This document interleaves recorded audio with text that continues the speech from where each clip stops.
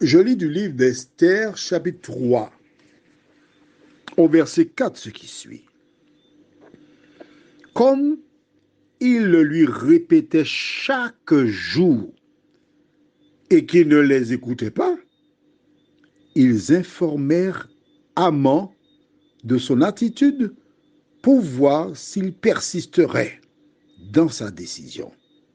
En effet, il leur avait dit qu'il était juif. Prions. Notre Seigneur et notre Dieu, nous voici une fois de plus devant toi au terme de cette journée. Oui, c'est une grâce.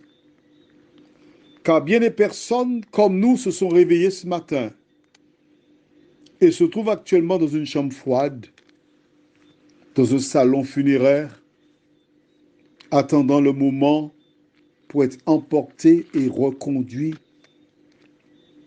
dans une tombe. Mais nous, tu nous as fait cette grâce. Pourquoi? Afin que nous puissions mettre de l'ordre dans nos affaires. Merci de nous éclairer. Que le Saint-Esprit nous accompagne dans la compréhension de la vérité. Nous t'avons prié au nom de Jésus pour ta gloire éternelle.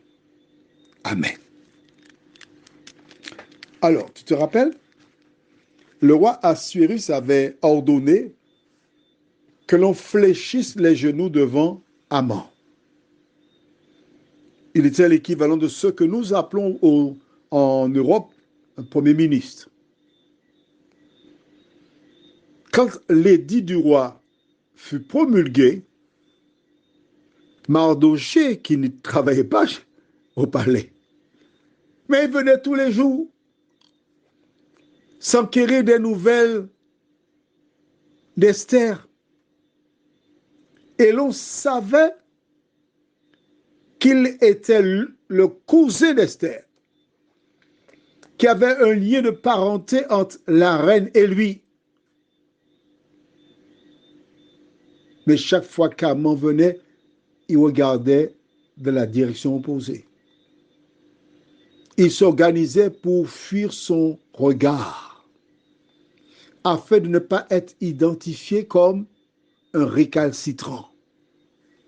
Mais il y a des personnes qui sont toujours à la, comme des mouches, qui aiment s'occuper des affaires des gens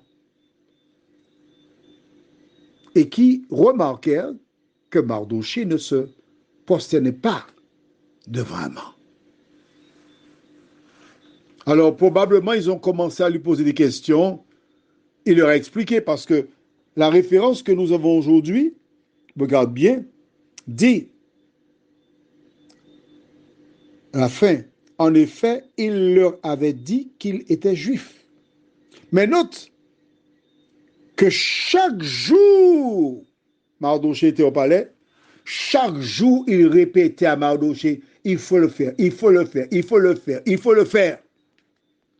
Ça me fait penser à quelque chose qui est bien à la mode ces jours-ci. Il faut être vacciné, il faut être vacciné, il faut être vacciné. Il y a eu toute une campagne publicitaire en télévision où l'on montrait, oui, pour revenir comme avant, et on montre des gens dans les stades de football, on montre des gens qui vont au restaurant, des gens qui s'embrassent au reste. Pour revenir comme avant, il faut être vacciné, il faut être vacciné, il faut être vacciné. J'ouvre une parenthèse, je la ferme tout de suite. Mais toutes ces personnes qui sont vaccinées, beaucoup d'entre elles, on dit à demi-mot qu'elles peuvent diffuser la maladie, elles peuvent contaminer. On dit maintenant, oui, que parmi elles, plusieurs sont majoritairement hospitalisées, etc. Bref, on ferme la parenthèse. Est-ce que tu vois que c'est la même stratégie? Chaque jour, on disait à Mardochée, il faut le faire. Vois-tu, quand au début j'ai entendu parler de cette affaire-là, dès qu'on a obligé, imposé, et si tu n'es pas vacciné, tu seras renvoyé de l'hôpital parce que tu reçois le public. Oui, mais les policiers, là, ils reçoivent le public. Les gendarmes, ils reçoivent le public. Mais eux, ils ne sont pas obligés de vacciner. Bon, bref, ce n'est pas le sujet. Le sujet, c'est que il faut. Mais Mardochée tient tête. Mardochée était le seul à refuser de se prosterner devant Haman.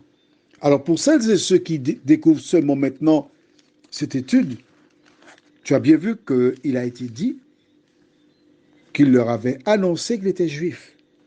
Or, dans la loi de Dieu qui se trouve dans Exode chapitre 20, Dieu déclare de manière claire et précise, à partir du verset 3, on lira, « Tu n'auras pas d'autre Dieu devant moi. » Et dans d'autres versions, c'est devant ma face. « Tu ne te feras pas de sculpture sacrée ou d'idole, ni de représentation de ce qui est en haut dans le ciel, en bas sur la terre et dans l'eau plus bas que la terre. Tu ne te prosterneras pas devant elles et tu ne les serviras point. Car moi, l'Éternel, ton Dieu, je suis un Dieu jaloux. Je punis l'iniquité ou la faute des pères sur les enfants jusqu'à la 3e et à la 4e génération de ceux qui me détestent. Et j'agis avec bonté jusqu'à 1000 générations envers ceux qui m'aiment et qui respectent mes commandements. » Alors, quand ces gens ont vu que Mardochée refusait de se prosterner, que firent-ils? La Bible déclare, et je le relis pour toi, comme il le lui répétait chaque jour et qu'il ne les écoutait pas, ils informèrent Haman de son attitude pour voir s'il persisterait dans sa décision. On va te régler, tu vas voir. Je voudrais dire à toutes celles et ceux qui ne veulent pas être vaccinés, même si tu es seul comme Mardochée, si tu es convaincu que tu ne dois pas le faire, tiens bon. Des gens risquent de te dénoncer. Mais si tu as une conviction, il faut la tenir jusqu'au bout. Prions.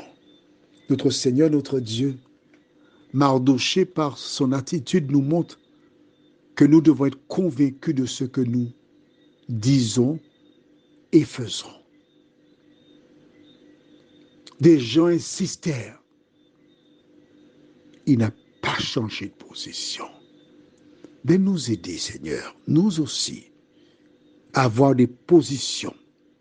Et qu'importe, même si le monde s'écroule autour de nous, que nous puissions demeurer fidèles à nos convictions. Et surtout à toi, nous t'en prions. Au nom de Jésus et pour ta gloire éternelle. Amen. Je te souhaite une bonne nuit sous le regard de Dieu.